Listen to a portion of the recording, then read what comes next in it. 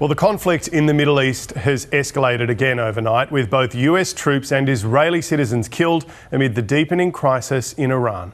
3 US service members have been confirmed dead and 5 more seriously injured as Iran retaliates over the US and Israeli military operation. As the world reacts to the death of Iran's supreme leader, celebrations here in Australia have been tinged with grief as the death toll rises among Iranian civilians.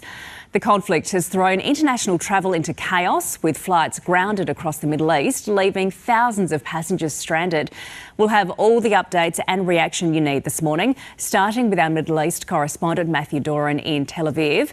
Matt, good morning. What's the latest? Emma, good morning. That news coming through from US Central Command that there had been 3 US personnel killed as a result of their involvement in this mission has certainly elevated this. Donald Trump, the US president, had been warning that there could be the risk of American lives being lost, and these are the first. We do not know any details as to exactly where this has happened in the Middle East region, be it on a ship or potentially some of those US bases which had been targeted by Iran in those retaliatory strikes. But it is certainly going to resonate with the American people, and we would certainly expect Donald Trump to be making some sort of comment about that and in this operation which the US has dubbed Operation Epic Fury. When it comes to the situation here in Israel, we have seen more barrages of Iranian missiles overnight Australia time, including one which has hit the community of Beit Shemesh. That is around 20 to 25 kilometres outside of Jerusalem, about a third of the way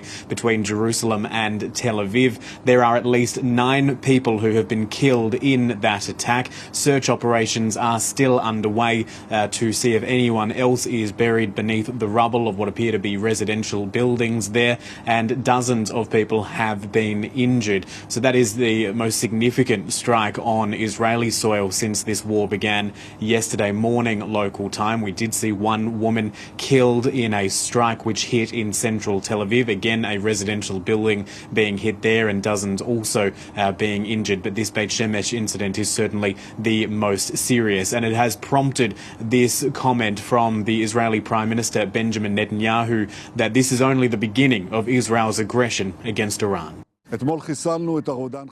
Yesterday, we eliminated the tyrant Khamenei. Together with him, we eliminated dozens of senior officials in the regime of oppression.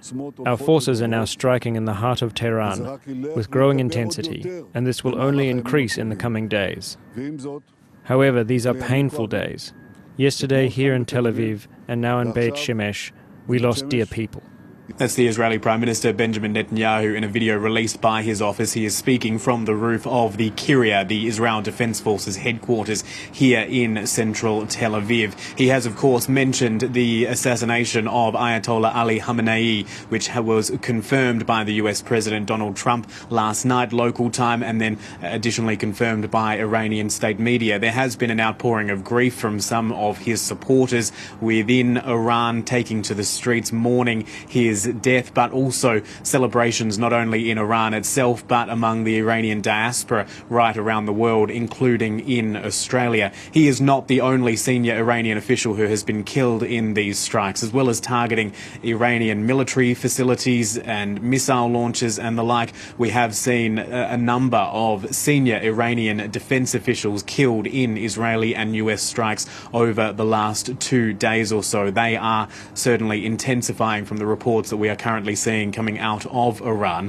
But one person who has made an appearance since then is the Iranian president, and he is warning that the United States and that Israel will face the consequences for killing Iran's supreme leader. The United States and Israel should know that this will bring them nothing but shame.